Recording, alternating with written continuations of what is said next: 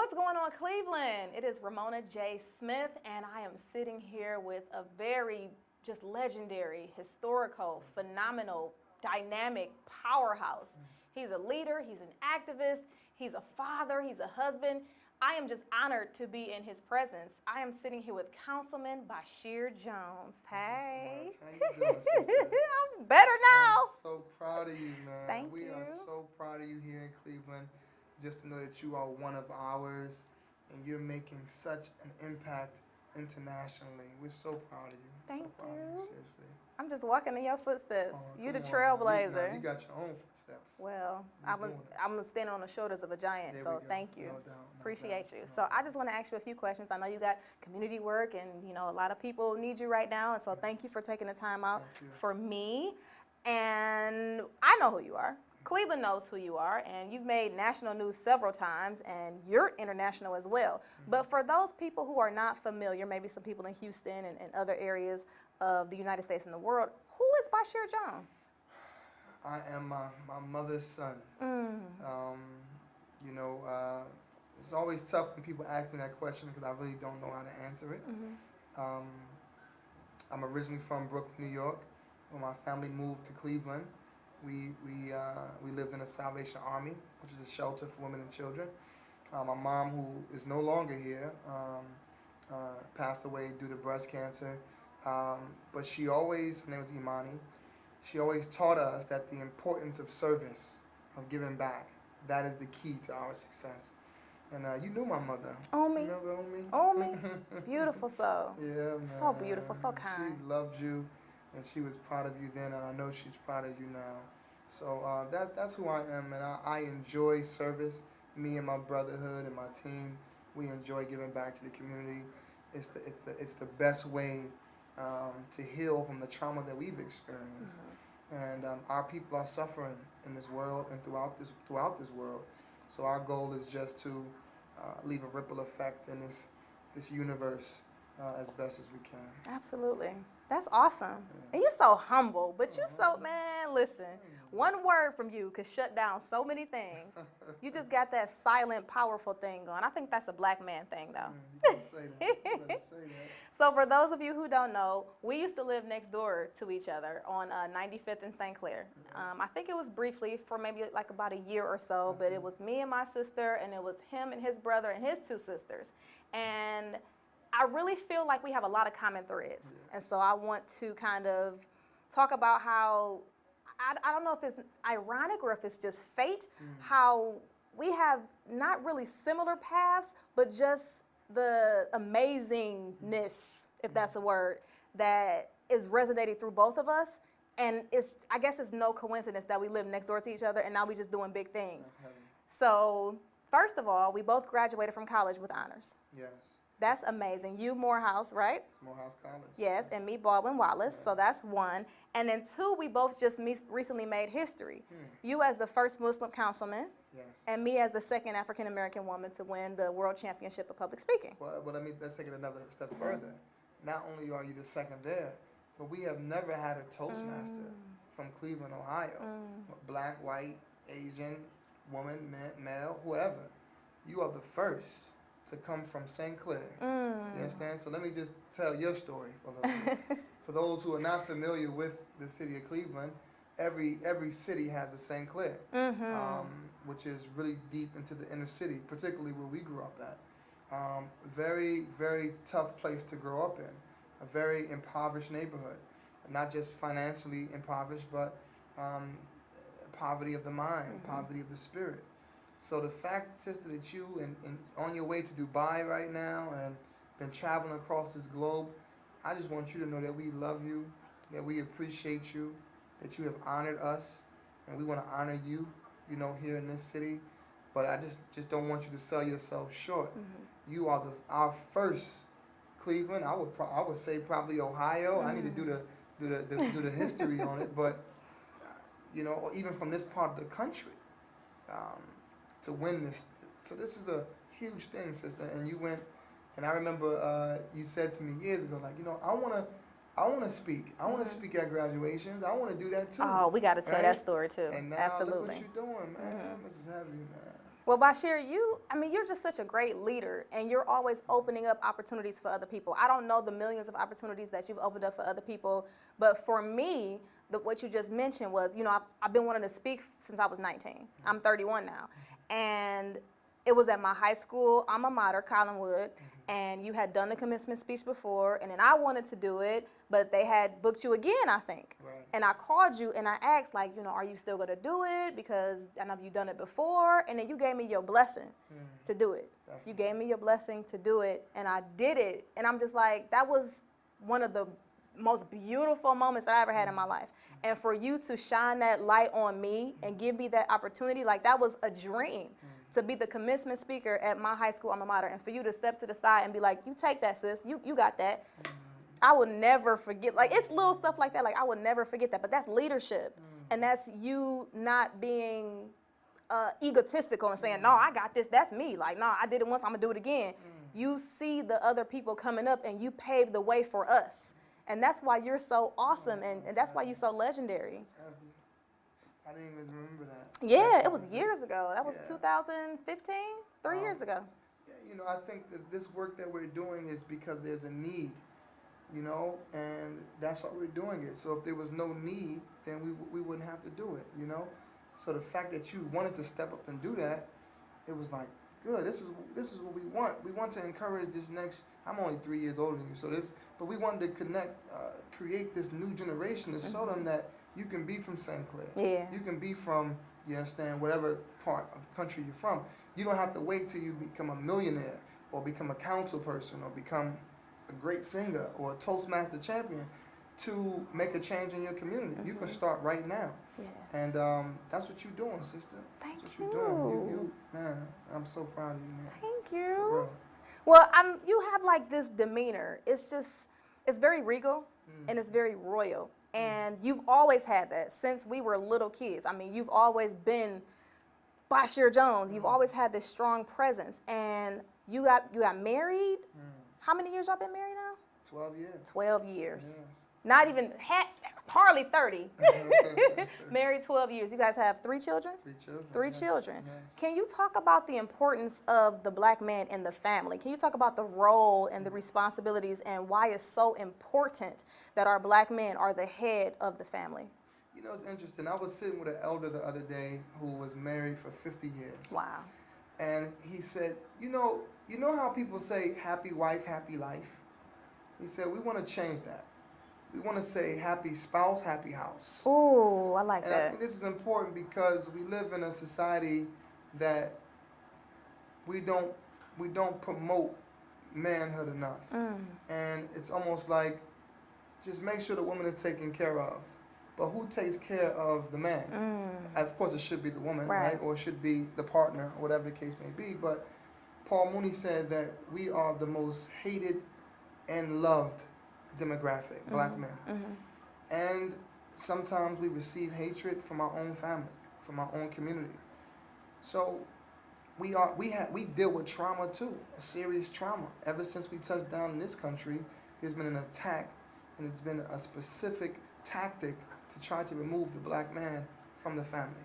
If you remove him from the family, you remove the protection, and now our women who've done a phenomenal job have had to be the protector, the provider, and the affectionate one. So they've only been able to be half of who they truly are when you remove that masculinity, because there's a difference between a male and a man, and we all are, we all are striving to be the best men that we can be, and we make our mistakes, but the mistakes are necessary in order to become greater human beings.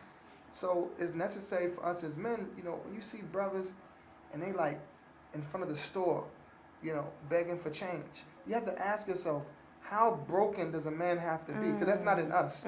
As men, you understand, we are prideful, we have ego, we don't like to ask nobody for nothing. If you look back at our history, our grandfathers and great-grandfathers, they were strong men. They worked, you understand, 18-hour days for pennies, but they don't gonna ask nobody for nothing. Right. So for a man to be in front of a store asking for change, asking for money, you have to realize how broken he must be. So what I say to men, and I'm saying to myself, don't accept the perspective of how other people feel about you. Oh. Right? So somebody's perspective of you should not become your reality. how you feel about me has more to do with how you feel about yourself than has anything to do with me. And as men, we have to be the leaders of our community and the leaders of our children, the leaders of our women, and the leaders of this world. And in doing that, in us being our best selves, it inspires our women to be their best selves. Absolutely. It inspires our children to be their best selves. It brings about a balance. And when you remove that balance, then now you have our young boys who are as emotional as their mothers. You know, so you step on their foot, they're going to shoot up the whole block. This ain't about feminism or masculine. This is about reality within the black community, that you have young boys who have been raised by their mothers, and as a result of it, they haven't had a balance of masculinity and feminine energy. And as a result of that, they end up, you see the majority of those who are in jail, they come from single-parent households where their father wasn't present. So with me and my brotherhood, we strive to just be men. And that don't mean we don't cry, and that don't mean that we don't make mistakes, and that don't mean, but we try to build each other up to recognize that we are necessary. You know what I'm saying? And I don't think we're not told that enough. You know, we go to our churches, we go to our mosques, we go to the radio station. Every message is geared towards, you know, empowering the woman. But how many messages is focused on empowering the man? How many songs you hear saying, "Come on, brother"? You know what I mean? You don't hear that. Why? Because, you know, we don't spend the money. You know, so our women are the, you know, they spend the money. They are the consumers. So no church want to say anything that would remove their consumer. No mosque want to do that. No rapper wants to do that, right? No clothing line wants to do that. So we should empower our women. I'm not saying that. What I'm saying is that empowering the woman without also empowering the man brings an imbalance to the family. And now you have sons who their mothers call them, that's my little man right there, but then call their father boys. Oh. You see what I'm saying? Yeah. Come on, man. This is imbalance. So now when that young boy raised up to become a man, he ends up choosing the same woman that he saw his mother be to his father. And it creates a cycle in the family, a generational cycle. Now, our daughters grow up seeing how their mothers treat their fathers. And now they either grow up resenting their mothers or grow up choosing the same man that their father was. Wow. Or not even who their father was, but who they were told that their father was. Right? You know that song, Papa Was a Rolling Stone. Wherever he went, wherever he laid his hat was his home. And when he died, all he left us was alone. But who said that? Mama said. That's the song. Mama said. So what's daddy's perspective? What did he say about himself? Why did he leave? What's the situation? What was going on? Was he being verbally abused? So we have dealt with trauma as black men. And what we have to do is, first and foremost, is not accept the perspective of the world about us. Very important. Oh my God. We could just talk about that for hours and hours and hours. Oh my God. I love that. Topic for me, man. I really love that. And I also liked how, I'm sorry to put you out here like this, but you did do a CD where you were rapping, the mixtape, The Hope Dealer, was it? The Hope Dealer. Yes. My brother Jahai, he came up with that slogan. That was amazing. I still listen to it today. It was amazing. But there was a line in one of the songs where you said, "Leave a legacy like Nina Simone. I ain't the next Malcolm, I'm the first Basheer Jones." So leadership and servanthood. I want you to describe leadership in 3 words. Service. Service. Service. You can't be a leader and you're not serving the people. You know, it's a beautiful poem, and in the poem it says you must be able to walk with kings and not lose the common touch. So even as the Toastmaster champion, you know, on your way to Dubai, you know, in Abu Dhabi, you can still come to St. Clair and walk with your people. You know what I mean? And never feel like you have arrived, because you never arrive. You never arrive. The true success is not me going to Brazil and India and Australia and London and all these places. The real success for me has been walking down Huff, talking with my young boys, and they just see me on CNN, or they just see me on MSNBC, you know what I mean? Or they just see me, you know, in India at the Taj Mahal. But now I'm right here on Huff, like, listen, man, this is how you get there. Yes. You know what I mean? Like, that makes me feel like I am successful. Yes. Yeah. And I just have to, I'm sorry, I have to quote you like 2 more times. Because in another poem you said, I ain't afraid of cancer or bullets. I'm afraid of not living my life to the fullest. Woo! I ain't afraid of cancer or bullets. I'm afraid of not living my life to the fullest. And then one more for you, and then I'm done. But you said, if you ain't living, you ain't giving. Plain and simple. From my soul to my mental, my pen, my pencil, my body is alone, it's a rental. Soon it will return to the earth. Yes. Yeah, So all that matters is what you've done from your death to your birth. Come on now. And you said something like, if you ain't, you can't chill with the Eagles, you got to soar with the Eagles and not chill with the Pigeons, something like that. Come on. I mean, you just touch the people in so many different ways with your leadership, with your new political position, with your family life, with everything that you're doing, and you can resonate with so many people on so many different levels. Because like you said, you can be on CNN, but at the same time, you can spit a poem real quick. And I just think that is so dynamic and so amazing, and I love that. And I'm just absolutely amazed. It's a mercy that God shows people the best of you. And we thank God, because imagine if he would have gave a cent to the things that we have done that wasn't so good. Imagine how we would all smell. So I'm just merciful that God has shown the world the best of me and not the worst of me. And this is a blessing, man. So we all have issues. And if you say you don't lie in your issues, so we all got problems and stuff that we're dealing with. But, you know, the team that I have around me is really, because sometimes, man, I be in a state of depression sometimes. Because you're doing so much work and you don't feel like you see a change. You start like, man, I ain't doing it. Then because you trying to make yourself like you God. The seeds that we plant, we may not even be around to benefit from the harvest. You understand? But it's okay. We still got to plant the seeds. And that's what we doing, man. We just planting the seeds. I'm happy to be the councilman of the community that raised me. This is the community that I was raised in. So to come back here and be its councilman is like heavy. And this is Ward 7, right? This is Ward 7. You know, this is the historic Huff neighborhood. You understand? St. Clair Superior, Midtown. For those who are not from here, so Ward 7 is one of the hottest areas of development right now. So politically, our whole focus is we want to make sure that the development that's taking place is not just the development of buildings, but the development of people. Developing people, the minds, body, and spirits, along with developing buildings. Because you can develop buildings all day, but if the people are underdeveloped, those buildings will be destroyed. Right. You hear me? So let's talk about persistence and resilience really quick, because that's another common thread that we have. In 2015, I lost trying to reach the World Championships. In 2016, I lost trying to reach the World Championship stage. But in 2018, now you're the champion. She the champion. And you ran for office before. Yeah. So tell us what happened. Yeah, I'm so proud of you, man. Honestly, man, you're gonna inspire so many women and young women in our country, on the globe. You don't know how many people are inspired by you, and you'll never meet them. One day I got a picture. Somebody sent me a picture. I have a book.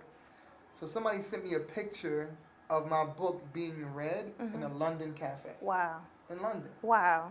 And I'm like, wow, man, you know? Like, you don't know who's watching your video right now being inspired. All right, so we all are striving to get residual blessings, just like you make investments and, you know, you want to be able to, you know, we all want streams of income. You've heard people say this. And you want to be able to get checks from all over the place, you understand, based upon your investments. But now look at it from a spiritual standpoint. All of the people that you've inspired, and then who they will inspire, and then who they will inspire, and so forth and so on, off of just hearing your story. That's why you got to write the book. I know you're in the process of writing a book, right? Sure I am. Good. So you got to write a book so that that will live much longer than you. So I ran the first time. Me and my brotherhood, we ran, and I say we because it wasn't just me. We lost by 600 votes the first time. But we definitely didn't lose because we learned so much, man. Yes. We learned so much. So we came back and we won by 13 votes. You ain't hear me. 13. We won by 13 votes. Please. stress. Yes. The stress. Absolutely. So we won by 13 votes. That's crazy. And now, if you were to do an election right now, I have no doubt we will win by 13,000 votes. Yes. Because people have now had a chance to see us in office. The first thing we did when we got in office was establish a food bank here. So now we feed over 1,000 people a month. And we have an emergency food pantry that maybe I can show you before you go, where where if anybody has an emergency, they can come and get some food. You know, we give away free clothing in here. I don't want to give you a tour of the building. I saw the diapers and the wipes and stuff that you was doing. Yeah, That's major. We give that away. So we established at the foundation that people know that if they're hungry, they can eat. Once you establish that, then people can become their best selves. Yes, with no shame. With no shame. That was the first thing we established in our first year. The second year we're going to focus on is housing and safety. You know, getting cameras up, making this neighborhood Wi-Fi accessible so that students don't have to just wait till they go to school or the library in order to get their work done. And so that people who need to fill out applications, you understand, don't have to go to the library. They can do it right from their homes. These are the things that if once we get established, it changes people's life overnight. Yes, this is important. And talk about issue 1, because I know that's big up here. I haven't heard anything about it in Houston, but I know issue 1 is also going to help the community as well, right? Amazing, man. Issue 1 is focused on, we know that if we want to save our babies, we must save their fathers. You can't talk about family and remove the father. So what issue 1 is talking about is turning nonviolent charges into misdemeanors instead of felonies. Even if they say a low-level felony, it's still a felony. Right. And now you've given a person a lifetime bid. Even once they go into jail, they come back out, you understand, they still will forever be under that microscope because they have that felony. So what issue 1 is going to do is going to turn these quote-unquote felonies into misdemeanors, and instead of sending people to prison, send them to rehabilitation. And I think that's the most important part of it. Now, some people already get these type of these steps given to them. Some people get probation and rehabilitation. But those who, in too many cases, look like you and I, have not gotten those options. So that's what issue 1 will do. That's amazing. And it's voting time. Oh, it's time to vote. And by the time people see this, you'll have already been camped out on 79. Okay, so talk about that. So I'm camping out on the corner of probably one of the most dangerous areas in the city. And I did it 2 years ago, me and my brotherhood. And we're doing it again. This time for 48 hours. Last time was 72 hours, and I got really sick. So this time it's going to do 48 hours, and I'm much more prepared than I was before. But we're excited about it. And just to bring awareness to save our children, to save our babies. And the way that we save our babies is by saving their fathers, saving their mothers. Because Ohio is the third largest, it imprisons, Ohio is the third largest state that imprisons women. So many times when we talk about imprisonment, we only talk about men. Right. But the women, we got to talk about our women too. Yes. And so you're going to be encouraging people to get out here and vote. And is it too late to register, or? It is too late to register. Oh, it's too late to register. It is too late to register. So anybody better not come to me and say they ain't registered, because I don't even want to talk to them. Because you can't talk about making a change in your community and you don't want to vote. Right. Like, I'm not saying change, stop with the vote. But I can go to places right now in this community that has been changed as a result of us being in office. So can't nobody tell me that voting don't matter. And our ancestors wouldn't have died for it or given their blood and their tears if it didn't matter. So even for the sake of, you ever been to somewhere and just because your grandma said you should go, you didn't even want to go, but you did it because grandma said. Like voting is one of those things. If you don't understand it, you need to do it anyway, just for the sake of the fact that our people died for it. Yes. But the second thing is, politics affects our everyday life. That blinking light on your corner, the streets like feel like you're driving on the moon. What dollars goes into what schools. All of this stuff has to do with politics. So for those who are not involved, man, you'll get involved. Don't get involved too late though.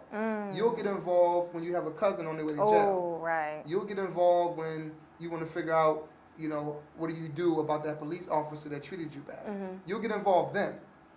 Don't let it. Don't wait too late to get involved when you need it. Right. Yeah. And then I remember you spoke, I don't know when it was, but you talked about how important Cleveland is just politically, how everybody comes through Cleveland before they have a huge platform. Got to, man. John Legend is on his way. We're gonna have John Legend here with us in Wow. Ward 7. Wow. A lot of the politicians around the country come here.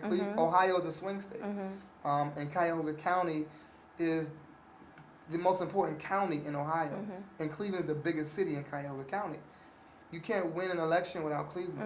I'm talking about throughout the country. You got to come here. Yeah. Yeah, That's definitely. awesome. Ohio is what got Trump in. So. Pause. Pause. Anyway.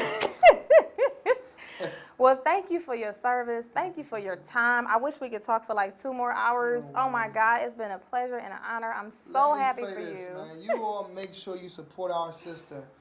This sister, man, I know where you come from. I know your pedigree. And you fought and got out of this community. I know the struggles that you've experienced within your family and the struggles you've experienced even in your own personal life. I'm aware of some of them. And the fact that you have overcome, sister, and now you're traveling across the globe telling your story. Many people, they keep their story to themselves. But what is a gift? You have a gift. God gave you a gift, right? But what is a gift? A gift must be given. That's what makes it a gift. If you say, Basheer, I got a gift for you, but you never give it to me, is it a gift? No. Okay. So God gave you a gift to give it away. That's what makes it a gift. So, with that being said, thank you for sharing your gift. Thank you for not forgetting us here in Cleveland. Because I know Cleveland has been rough on you, as it has been rough on a lot of us. The fact that you've come back, it says a lot about you, sister. Thank you. So may God bless you, may God protect you in your journey. Please keep us in your prayers, and we keep your family in our prayers, and continue to spread your light. Thank you. Okay? Thank you. God bless you, sister. God bless you. Councilman Basheer Jones. Thank you so much. Thank you. Bye, guys. Peace.